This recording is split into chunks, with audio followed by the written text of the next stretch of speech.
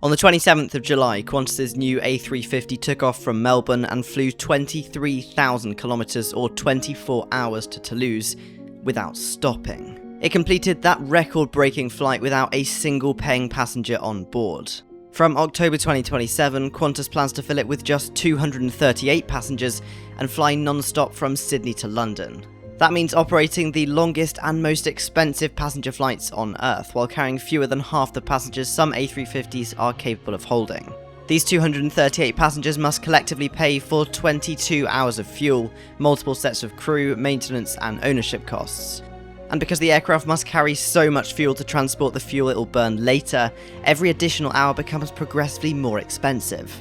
On paper, this flight should lose money, but could Qantas actually make it profitable?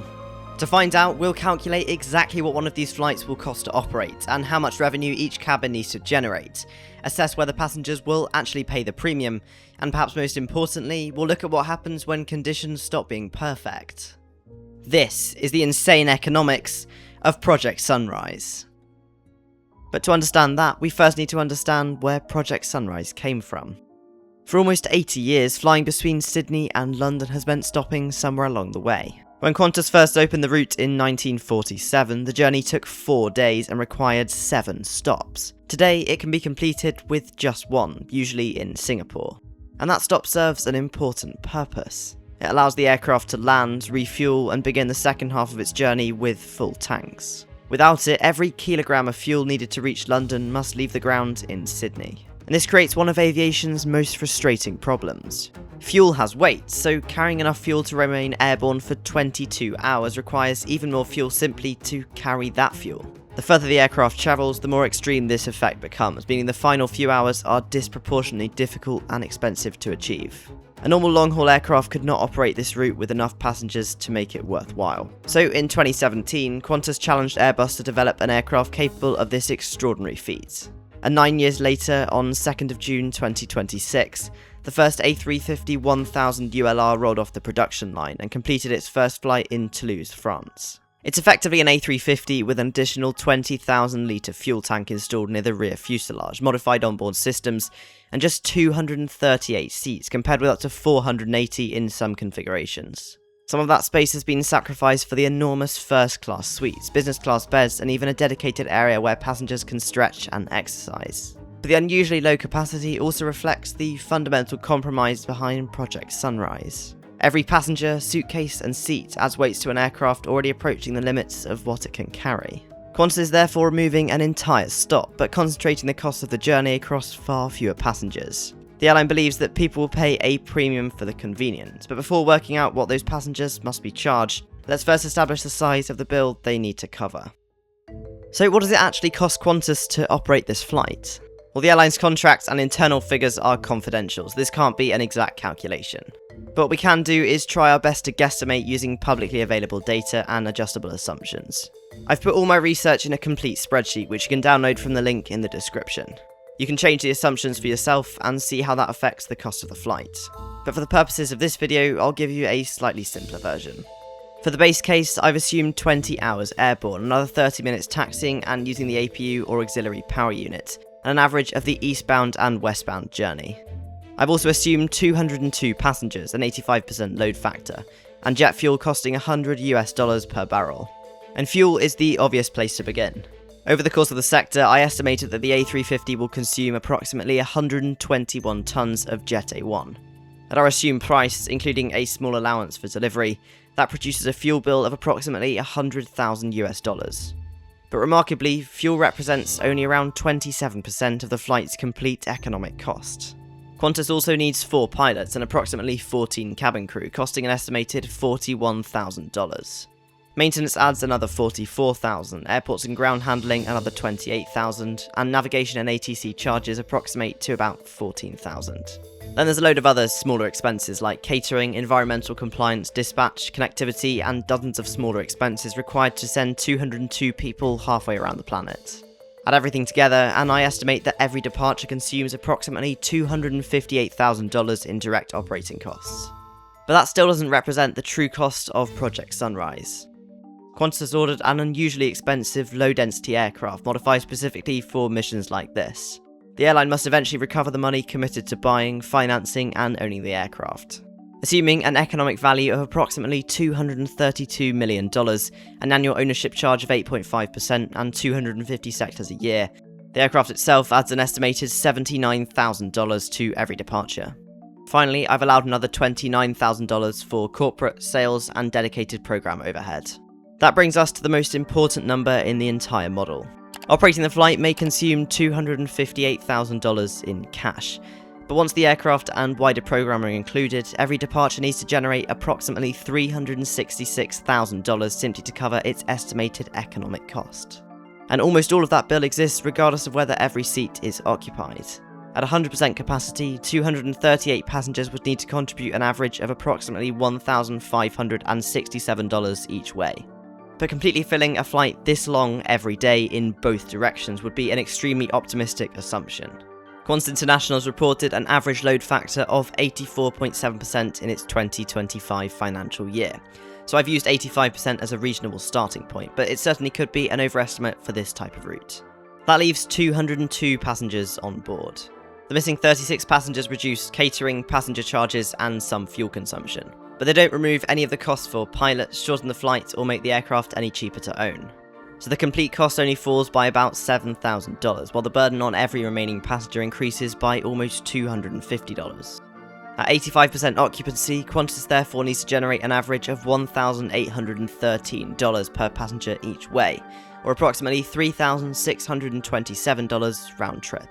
At first, that seems to make Project Sunrise impossibly expensive, but that figure is deeply misleading.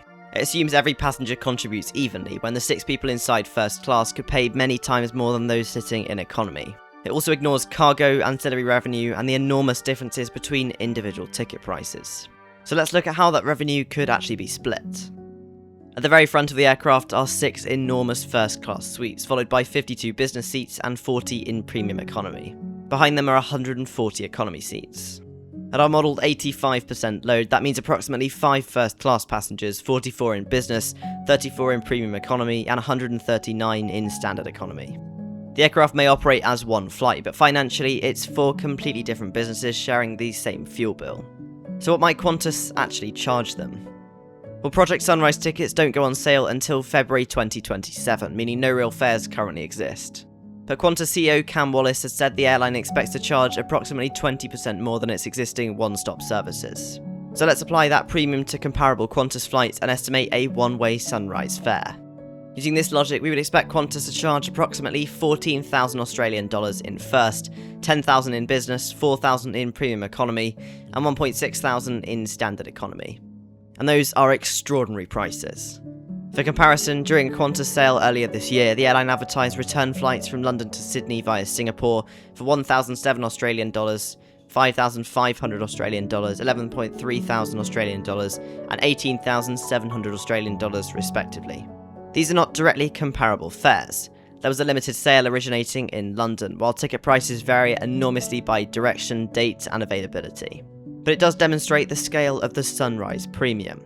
In several cabins, the estimated price of flying non-stop in one direction approaches the discounted price of flying to Australia and back today. So let's begin with a deliberately optimistic scenario, assuming that every product fills to 85% and that every passenger pays our estimated headline fare. Under those assumptions, first class generates approximately $49,000. Business produces $309,000, premium economy $96,000, and economy $139,000. Altogether, Qantas would collect approximately $593,000 in ticket revenue. Compared with our $366,000 cost estimate, that appears to leave an enormous surplus of approximately $227,000, equivalent to a 38% margin. But that's not nearly a realistic profit forecast. Return tickets generally cost less than 2 separate one-way fares. Corporate passengers receive negotiated rates, frequent flyers redeem points, promotional fares fill empty seats, and part of every ticket consists of taxes and charges that Qantas cannot retain. So that $593,000 should be treated as an absolute ceiling rather than the revenue Qantas will actually collect. Nevertheless, it does give us one useful result. At 85% occupancy, Qantas only needs to retain approximately 62% of that theoretical revenue to cover our modelled cost. And crucially, most of that revenue is being generated by a remarkably small number of people. First business and premium economy contain just 83 of our 202 passengers, around 41% of everyone on board. But together they generate approximately $454,000, or 77% of the flight's theoretical ticket revenue. Business class alone generates more than $300,000. So if business is the financial engine behind Project Sunrise, why does Qantas carry 140 economy seats at all? Well, partly because business class consumes an enormous amount of space. It's configured 4 abreast compared with 9 abreast in economy, while its beds, storage and wider aisles consume far more cabin length. But the far greater problem is demand. Adding another business suite does not create another passenger willing to spend $10,000 reaching London. If Qantas installed too many, it might have to discount the entire cabin, including the seats it would otherwise sell at full price. Economy demand is considerably deeper, and once Qantas is committed to operating the flight, most of its costs already exist. Every additional economy passenger adds weight, catering and airport charges, but they don't require another aircraft, another set of pilots or an entirely new fuel load. Economy therefore converts otherwise unused space into additional revenue while preventing the entire business case from depending upon a few dozen premium passengers. On paper, these 4 businesses can comfortably cover the bill, but that calculation depends on one enormous assumption. Qantas must consistently find enough passengers willing to pay these prices simply to avoid 4 hours in Singapore. So is this project actually realistic? Well, there are reasons to believe it is. Qantas already charges roughly 20% more on Perth to London than on comparable one-stop journeys. For some passengers, removing a connection, reducing the risk of delays and gaining one uninterrupted opportunity to sleep could easily justify the premium. But Project Sunrise does not begin until 2027 and tickets are not yet on sale.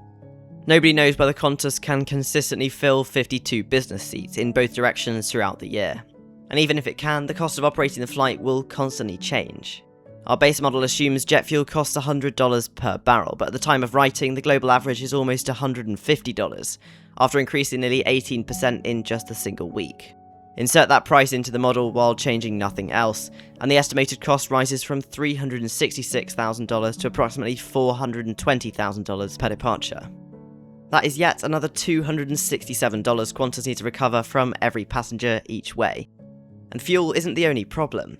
Qantas expects the journey to take between 19 and 21 hours, depending on winds and the available route. But if restricted airspace or severe headwinds add another 2 hours at today's fuel price, the bill rises again to approximately $444,000.